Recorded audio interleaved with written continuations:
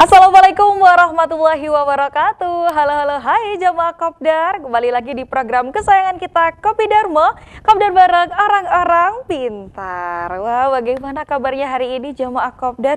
Di hari Jumat yang sangat ceria ini rasanya kurang lengkap ya kalau kita tidak menyaksikan Kopi Dharma. Nah, pastinya kurang lengkap lagi, kurang nikmat lagi kalau misalnya nanti kita menonton Kopi Dharma ini tanpa minum kopi atau mungkin menyediakan camilan. Maka dari itu jamaah Kopi Dharma ya, jamaah Kopdar bisa langsung buru-buru nih sekarang menyiapkan camilan sorenya, ngopi-ngopi cantik atau ngeteh-ngeteh cantik gitu ya, boleh. Karena di sore hari ini kita akan membahas seputar seni, politik, dan pembangunan daerah, tentunya dengan Pak Ian Kaunang selaku pakar ekonomi. Kita sapa dulu ya jamaah Kopdar. Assalamualaikum Pak Ian. Waalaikumsalam Mbak Indah. Masya Allah, Ya, semangat sekali. ya. Ini posisi lagi di mana Pak Ian? Posisi lagi di daerah Kemang.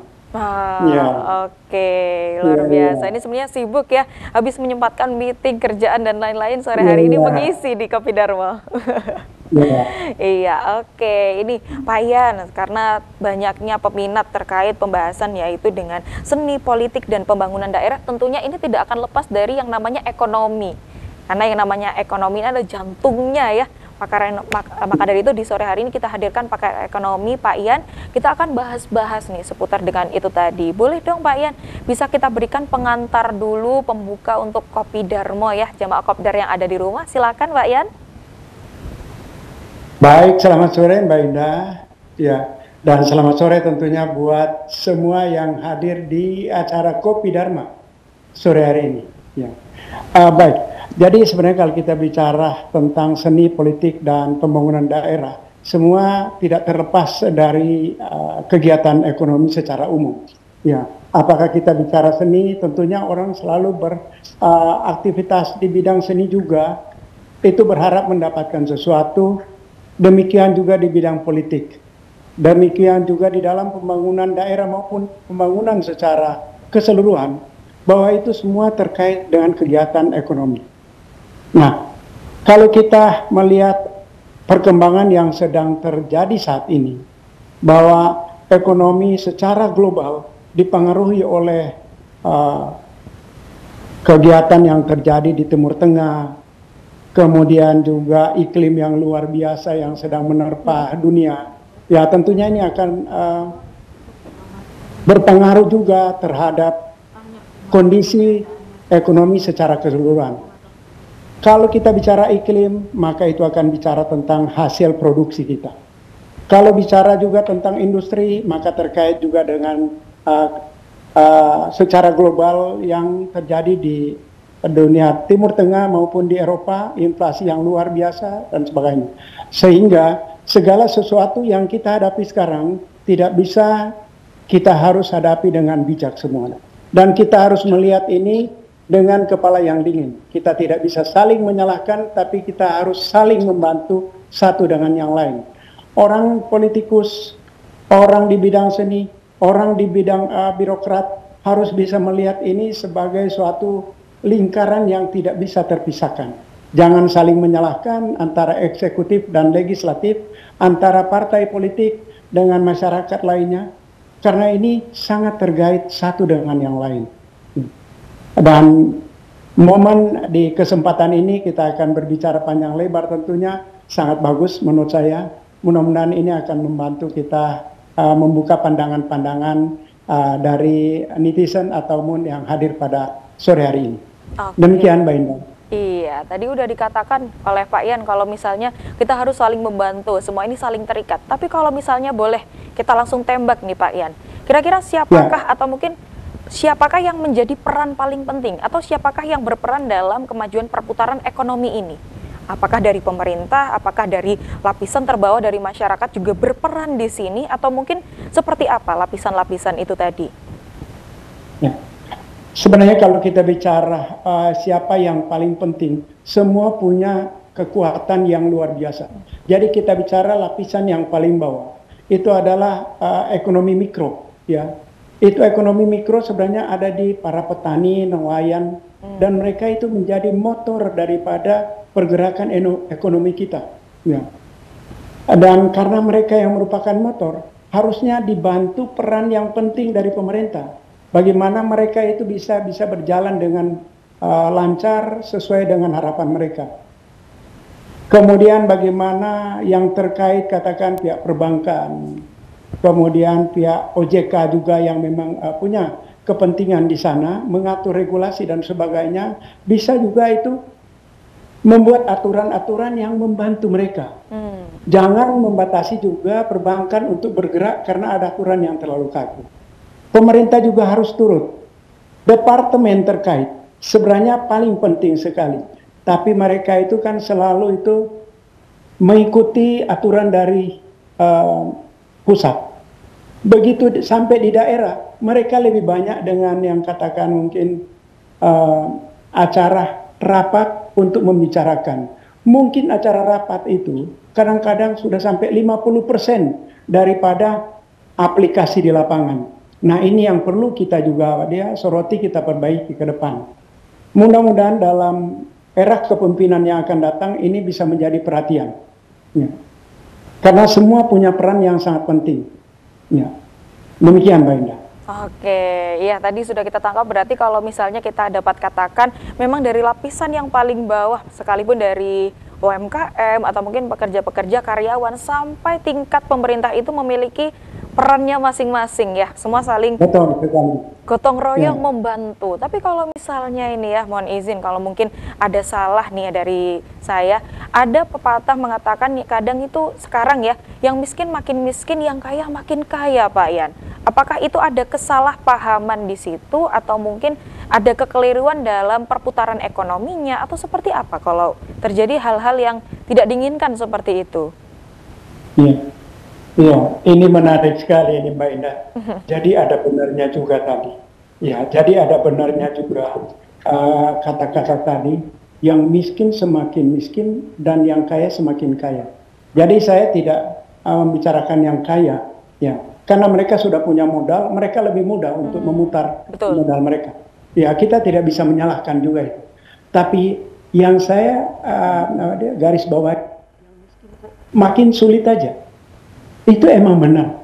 Di kenyataan kehidupan kita sehari-hari seperti itu. Ya.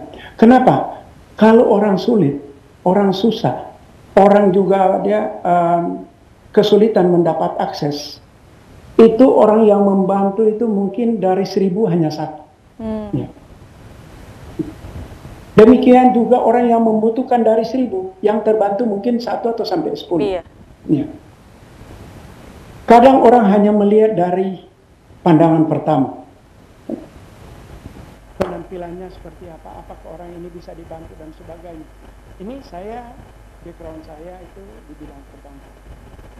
Pengalaman saya mengatakan bahwa kadang orang datang seadanya, itu dilayani nomor 2. Oke, baik Pak Yan, dapat kita tangkap tadi ya, kalau misalnya memang ada benarnya dari pepatah yang sudah kita dapat, namun supaya jamaah Kopdar ini makin penasaran ya, kita akan cukupkan terlebih dahulu. Ya jamaah Kopdar, kita masih bersama dengan Pak Yan Kaunang ya, selaku pakar ekonomi. Nah tadi sudah sempat kita bahas ya, kita pernah mendengar, mungkin dari jamaah Kopdar juga pernah mendengar, ada pepatah mengatakan yang miskin makin miskin, yang kaya makin kaya. Kalau dari Pak Yan tadi katanya, wah kita sudah singkirkan dulu untuk yang kaya makin kaya karena mereka mungkin sudah punya cukup modal ya untuk perputaran ekonomi, untuk melanjutkan usaha ataupun lainnya. Sekarang kita yang di highlight adalah, yang kita garis bawahi adalah yang miskin makin miskin ini. Bagaimanakah perannya dari pemerintah atau mungkin titik kekeliruannya di mana? Boleh dilanjutkan Pak Yan?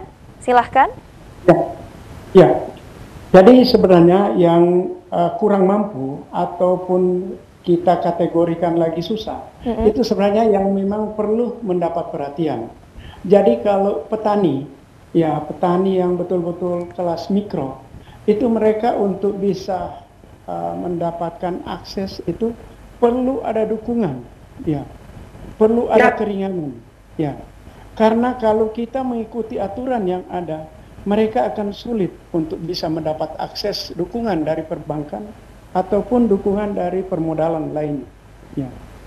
Ini kita contoh saja, kalau seorang petani yang dia itu berusaha untuk bisa menghidupkan satu keluarga 2 anak, ya kalau dia punya 1 hektar saja, ya katakan dia itu bisa membutuhkan 15 juta dan untuk bisa menghasilkan 1 hektar 25 juta dia dapat range-nya lebih ada 10 juta. Ya. Itu untuk 4 bulan. Itu untuk 4 bulan panen. Jadi 1 bulan dia dapat 2,5 juta. Ya. Kalau akses dia dapat permodalan itu lancar, gimana kalau dia nggak dapat akses itu permodalan tidak lancar? Ya, kemudian terpaksa dia juga harus membayar ini dan itu. 2,5 juta dia harus kurangi untuk cost of living, biaya pulsa dan sebagainya, biaya bunga dan sebagainya. Berapa yang dia bisa dapat? Walaupun ada pendapatan seperti itu, kami menilai bahwa itu masih tetap orang yang tidak mampu. Ya. Dengan aturan-aturan perbankan harus direlaksasi, harus diberikan kemudahan. Kita tidak bisa dengan aturan yang ada dan petugas dengan kacamata kuda. Ya, kita harus melayani, memberikan relaksasi dengan pelayanan ekstra atau pelayanan dari hati. Dan ini memang dibutuhkan mulai dari bupati sampai pejabat di bawahnya. Ya. Karena itu sebenarnya saya tergerak itu punya relawan yang kemarin pada waktu Pilpres ya kita bersama-sama berjuang dan sekarang saya membuat komunitas bagaimana kita bisa membantu komunitas petani dan nelayan ini. Saya menghubungkan dengan perbankan, saya menghubungkan dengan marketplace, saya menghubungkan dengan PT PNM karena mereka bisa membiayai kelompok-kelompok kecil yang tidak layak untuk dibiayai secara perbankan. Ya, ini sedang saya garap. Ya, mudah-mudahan ini bisa membantu program food estate-nya beliau. Karena saya tahu begitu ini jalan, maka akan sangat memberikan dukungan kepada masyarakat kecil. Ya. Kita akan mulai dari skop yang paling kecil mungkin di Kabupaten Tangerang, tapi saya berharap ini akan ada se-Indonesia bisa dilaksanakan, bisa diaplikasikan. Ya, jadi mereka tidak bisa berjalan sendiri, harus ada dukungan dari orang-orang yang punya kepedulian, menghubungkan dengan dunia perbankan untuk bisa melakukan relaksasi aturan, kemudian marketplace untuk mencarikan pasar buat mereka. Contohnya yang paling sederhana, kita tidak perlu terlalu jauh, di situ ada mall, maka hasil panennya kita upayakan bisa dibeli oleh mall tersebut. Apakah petani petelur, petani hasilnya kita salurkan ke mall, telur-telur dari peternak kita salurkan ke mall. Jadi marketnya selalu harus ada dan harganya harus terjamin.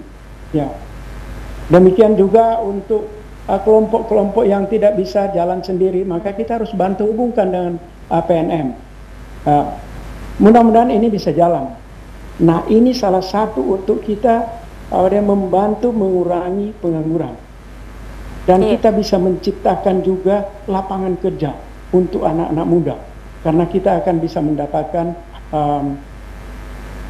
generasi milenial untuk petani yang luar biasa dari anak muda. Bukan lagi petani yang kita berharap, oh kalau dia tidak bisa kerja, baru dia bisa menjadi petani. Tidak. Anak-anak muda yang produktif pun seharusnya bisa menjadi petani yang luar biasa. Dan mudah-mudahan bisa membantu pemerintah. Iya, oke Pak Ian. Tadi juga disebutkan bahwa ada food estate ya, ini yang akan segera digagas juga oleh pemerintah dan ini akan sangat berperan erat ya dengan yang namanya ekonomi karena ini akan menjadi perputaran jantungnya ekonomi salah satunya.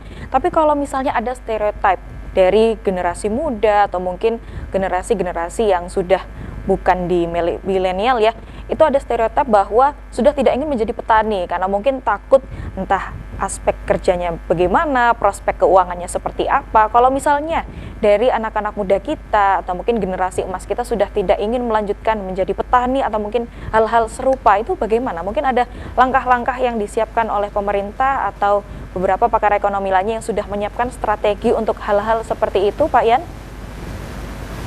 Saya memang berharap sekali dari pemerintahan yang akan datang dan sekarang sebenarnya sudah mulai digagas oleh pemerintahan Pak Jokowi itu bisa berlanjut dan akan jalan.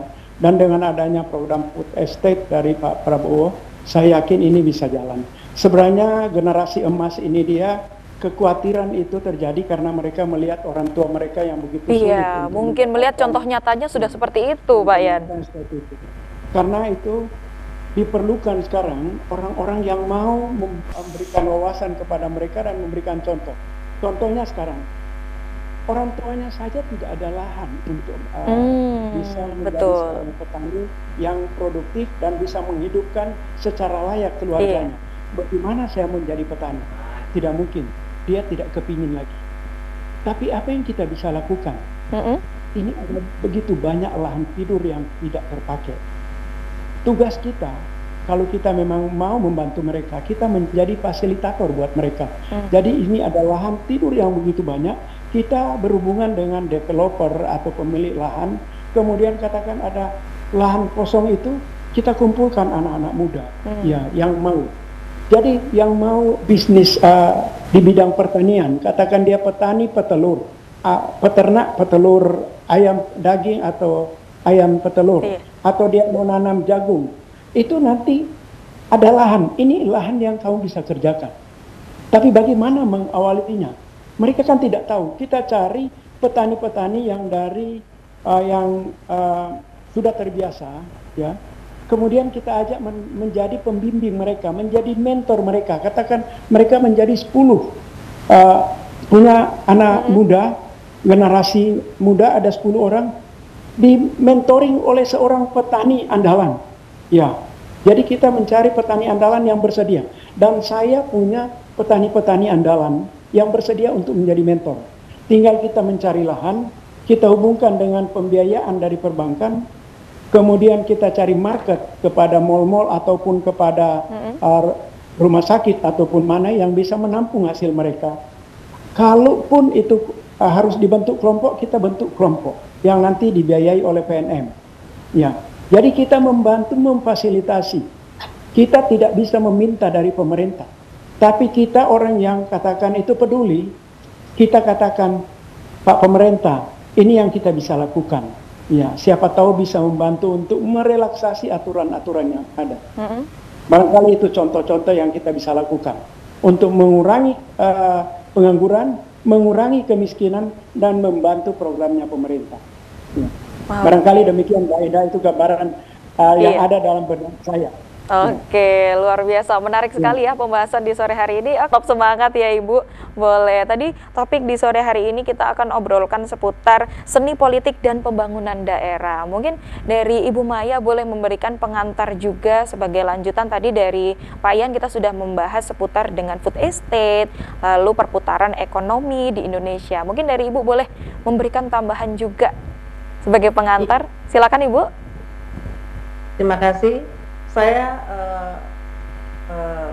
percaya bahwa peranan perempuan itu sangat penting dan sangat besar artinya di dalam pembangunan keluarga dan pembangunan bangsa.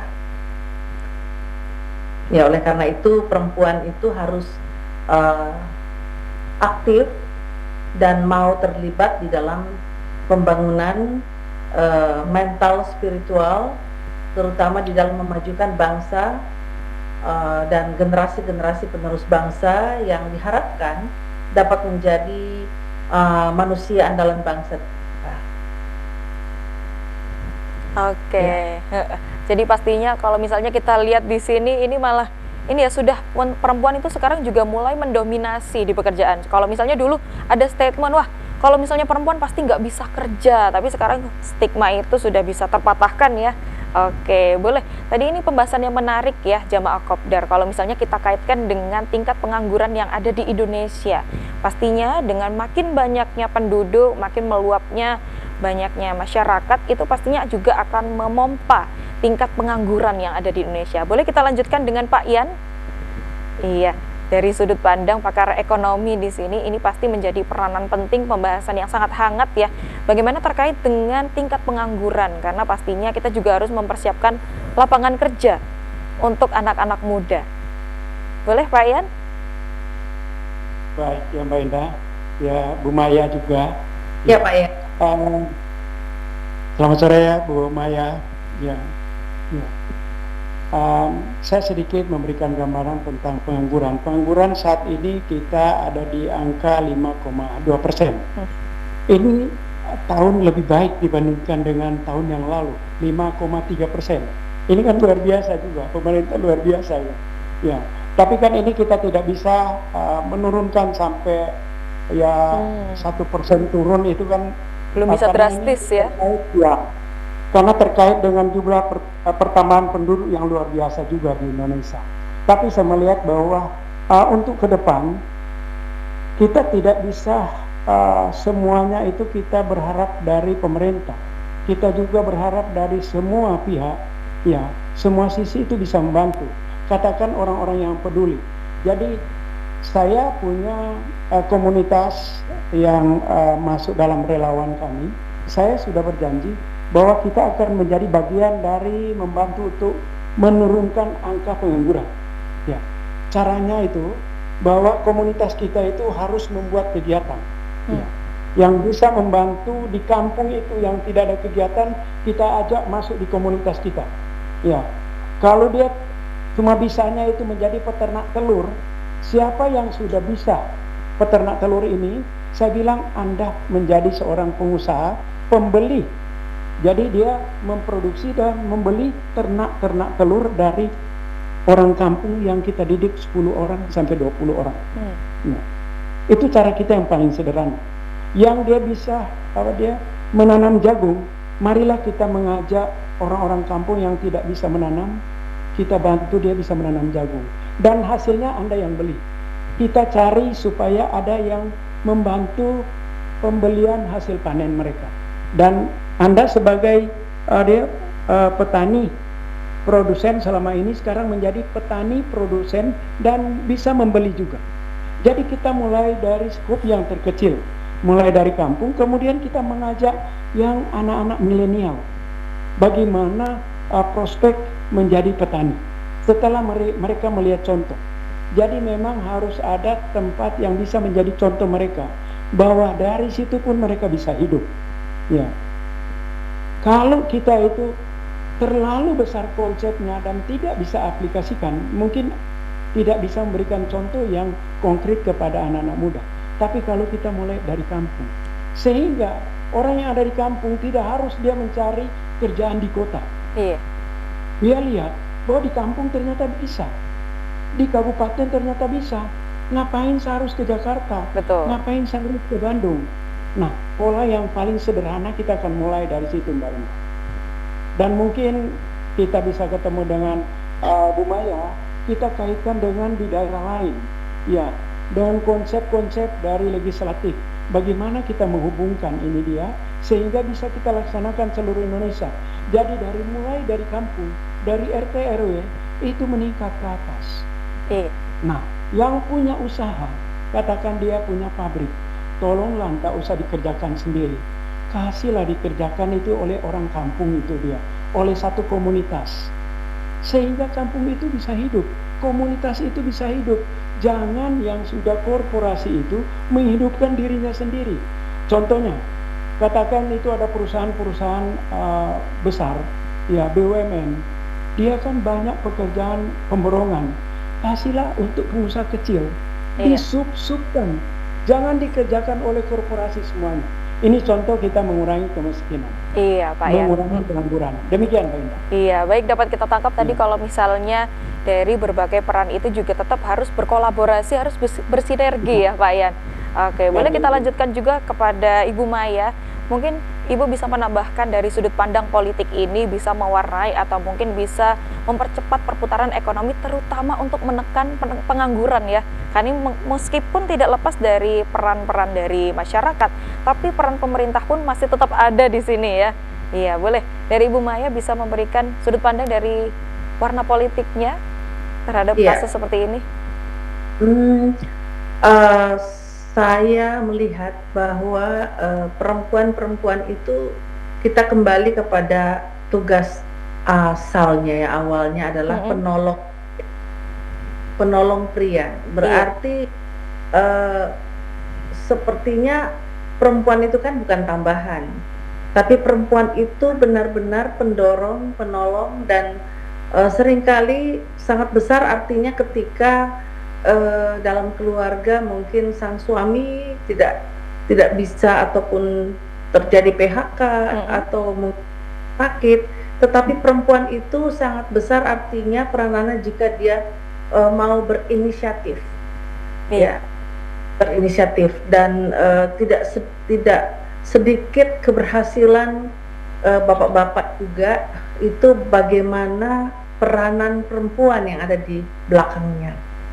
Dan ada satu spesifik dari peranan perempuan itu sendiri, yaitu dia selalu menjadi lambang altruisme di tengah-tengah masyarakat. Jadi kepedulian itu sangat besar ketika kita melibatkan perempuan, karena perempuan selalu memakai perasaannya dan melihat orang yang susah, orang yang sakit, dan itu ada pada perempuan. Nah, juga demikian juga UMKM, ya, kreativitas seorang perempuan itu sangat tinggi sebenarnya. Nah, itu dulu kan banyak keterbatasan dari suami, kaum pria, ya, para suami-suami maksudnya. Tetapi sekarang ini harus diakui bahwa ketika perempuan ditempatkan sebagai mitra sejajar pria, itu akan kelihatan leadership seorang perempuan itu akan lebih berhasil, karena perempuan itu mungkin tidak beradu otot, ya, tetapi dia secara otot mungkin dia kelihatan lemah, ya, tetapi sesungguhnya secara inner side, ya, dia punya faith, dia punya gagasan, dia punya eagerness untuk achievement itu, memenangkan atau mewujudkan impiannya itu sangat kuat gitu. Jadi kita perlu sekali juga kan kebebasan atau memberikan kesempatan lebih kepada kaum wanita, terlebih-lebih di dalam situasi dunia yang saat ini semakin keras, semakin banyak peperangan terjadi, ya. Nah, peranan perempuan itu sangat harus dikedepankan untuk bisa meredam kekerasan yang ada di dunia saat ini. Iya, baik Ibu, kita cukupkan terlebih dahulu supaya jemaah Kopdar bisa kepo-kepo lagi ya setelah ini, karena akan lanjutkan obrolan, ya. Kita akan melanjutkan lebih jauh lagi kepada yang namanya global. Kalau misalnya dari kacamata global di ekonomi sendiri, kita juga ada dan berporos dengan SDGs, ya, ada beberapa SDGs yang bersangkutan. Kita mungkin ke Pak Yan terlebih dahulu. Pak Yan, kalau misalnya dari segi ekonomi, pembangunan daerah, seni, politik yang ada di Indonesia, kalau kita kaitkan dengan SDGs, apakah kita sudah bisa menyesuaikan atau mengikuti poros dari SDGs yang ada? Silakan Pak Yan. Jadi, baik Mbak Indah, ini sebenarnya memang selalu kita bahas dan memang menarik itu, karena kita lihat kita baru mulai pulih dari COVID, ya.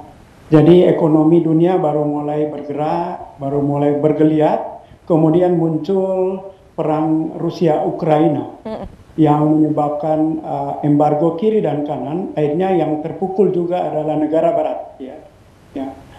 Ekonomi negara barat terpukul juga, ya. Belum pulih, belum selesai, muncul konflik di Timur Tengah yang saat ini belum tahu kapan selesainya. Sehingga ini akan membatasi ruang gerak ekonomi secara global. Nah, bagaimana kita di Indonesia? Ya, apakah kita bisa menyesuaikan dengan kondisi yang ada sekarang? Memang itu agak sulit, ya, tidak mudah. Semua terpengaruh, semua sisi, semua aspek terpengaruh. Tapi kan kita tidak mungkin berdiam diri, kita tidak mungkin menyerah saja. Ini tetap harus jalan. Karena itu di setiap daerah harus berupaya dan harus kreatif. Bagaimana menciptakan lapangan kerja, bagaimana menciptakan aktivitas-aktivitas yang membuat ekonomi bisa bergerak kembali. Ya, kita tidak bisa bergantung dari kegiatan ekonomi global. Ya, Jadi pengalaman ekonomi global itu pengaruhnya luar biasa. Sehingga sekarang kita harus mulai dari daerah kita sendiri. Ya. Nah, mudah-mudahan dengan konsep yang sudah dibangun, landasan yang sudah dibangun oleh Pak Jokowi, ya, dan akan diteruskan oleh pemerintahan berikutnya, ini akan bisa membantu. Kita lihat saja apa yang sudah dibuat di IKN sana. Kita lihat itu sebenarnya adalah suatu siklus yang luar biasa. Mulai pembangunan kotanya dengan sarana prasarana itu membutuhkan berapa triliun saja, dan itu akan bisa menggarap begitu banyak begitu banyak tenaga kerja, dan itu membutuhkan dana yang luar biasa. Tentunya ini akan menggerakkan ekonomi kita. Ya, ini satu contoh yang luar biasa yang bisa kita lakukan di masing-masing daerah. Ya, nah dari pandangan saya bahwa kita tidak harus terpengaruh dengan kondisi global. Tapi apa yang sudah dilakukan oleh pemerintah sekarang itu bisa menjadi motor untuk kita lakukan di bidang kita, di bisnis kita. Jadi kalau saya pengusaha, kita harus bisa melihat celah apa yang kita bisa gunakan di sana. Kira-kira gitu, Mbak Indah. Oke, luar biasa. Kalau tadi dikatakan sedang diusahakan, berarti belum tentu tidak bisa ya. Jadi kalau misalnya sekarang masih sulit, tapi bukan berarti tidak bisa. Kita lanjut kepada Ibu Maya.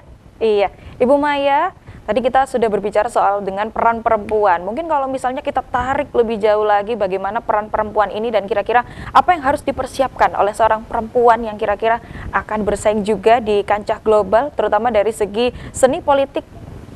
Silakan Ibu Maya. Iya. Saya sejak dulu di dalam latar belakang saya sebagai seniman mendapatkan satu pengertian bahwa pendekatan terhadap masyarakat itu sangat lebih efektif jika kita lewat lagu. Ya, jadi ada beberapa kali konflik yang terjadi di dalam negeri. Saya terpanggil dan ya saya selalu berdoa jika terjadi konflik ya di dalam negeri itu, Tuhan sekiranya apa yang dapat saya lakukan. Nah lalu biasanya saya dapat lagu, lalu saya menyanyikan itu pada acara itu. Misalnya konflik di beberapa daerah ya, saya pernah ke Timur Timur, pernah ke Ambon, ke Papua, dan saya melihat bahwa memang pendekatan itu sangat efektif sekali, karena saya mengibaratkan bahwa our body is like an orchestra ya. Jadi itu kalau mendengar bunyi lagu, itu mendengar musik, itu pasti ikut bergoyang badan. Ya, kalau nyetir mobil kan mendengar kan pasti goyang. Nah, seringkali nasihat-nasihat ataupun pengarahan-pengarahan, himbauan-himbauan terhadap masyarakat itu tidak selalu dengan pidato ataupun apa, tetapi ceramah-ceramah saja, tetapi harus juga diselingi dengan nyanyian lagu. Nah, kita melihat sekarang kan banyak sekali pejabat sudah pandai nyanyi,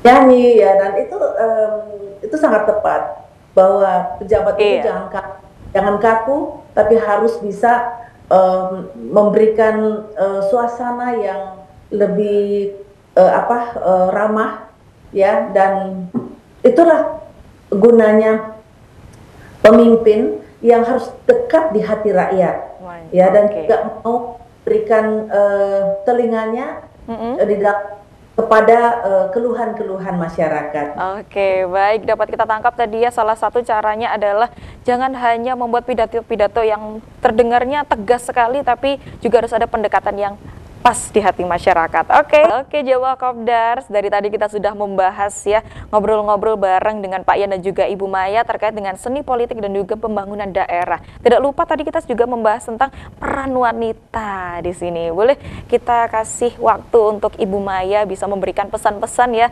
untuk jamaah Kopdar yang ada di rumah. Silakan Ibu Maya. Ya, untuk kaum wanita dimanapun berada, tetap semangat di dalam menghadapi hidup ini apapun keadaannya, dan tetap terus meningkatkan potensi diri, yaitu meningkatkan kualitas sumber daya manusia sehingga kita dapat terlibat aktif ya di dalam membangun terutama keluarga kita, masyarakat dan pembangunan bangsa. Inilah peranan perempuan yang harus terus membawa keharuman di tengah-tengah masyarakat seperti bunga. Jadi pesan saya, jadilah bunga bagi bangsamu agar harumlah negerimu. Dan seringkali jika menghadapi satu tekanan-tekanan hidup ataupun tidak diterima di masyarakat, ada satu moto yang saya akan sampaikan, bahwa janganlah bersedih apabila diri kita tidak dihargai orang, tetapi bersedihlah apabila diri kita tidak berharga. Cintai bangsamu, kasihi sesamamu, karena cinta menipiskan perbedaan, bukan perbedaan menipiskan cinta. Oke, siap Ibu Maya. Boleh kita lanjutkan untuk Pak Ian? Ya. Boleh juga memberikan pesan-pesan untuk jemaah Kopdar di rumah, silakan. Baik, terima kasih Mbak Indah. Ya, ada satu kata yang dari saya yang mungkin bisa untuk semua. Ya, jangan pernah menilai seorang pemimpin. Ya, tapi bagaimana kita memberikan dukungan dan bantuan kepada seorang pemimpin atau dimanapun, apakah di organisasi atau di pemerintahan, sehingga kita bisa memberikan kontribusi yang terbaik bagi pembangunan bangsa kita.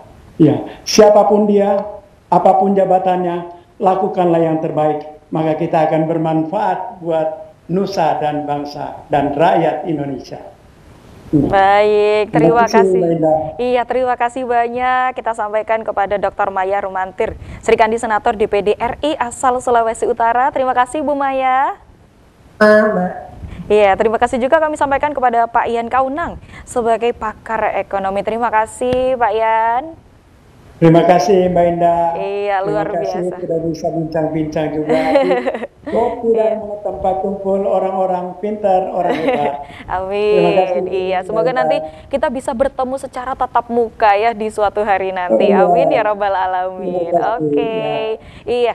Jemaah Kopdar, terima kasih juga telah menyaksikan Kopi Darmo di sore hari ini. Jangan lupa saksikan Kopi Darmo di episode-episod berikutnya. Kita akan hadir kembali di Rabu sampai Jumat pukul 16.30 sampai 17.30 waktu Indonesia Barat. Tentunya saya Indah Kumaidi mewakili segenap kru yang bertugas mengucapkan terima kasih. Wassalamualaikum warahmatullahi wabarakatuh. Kopi Darmo, Kopdar bareng orang-orang pintar.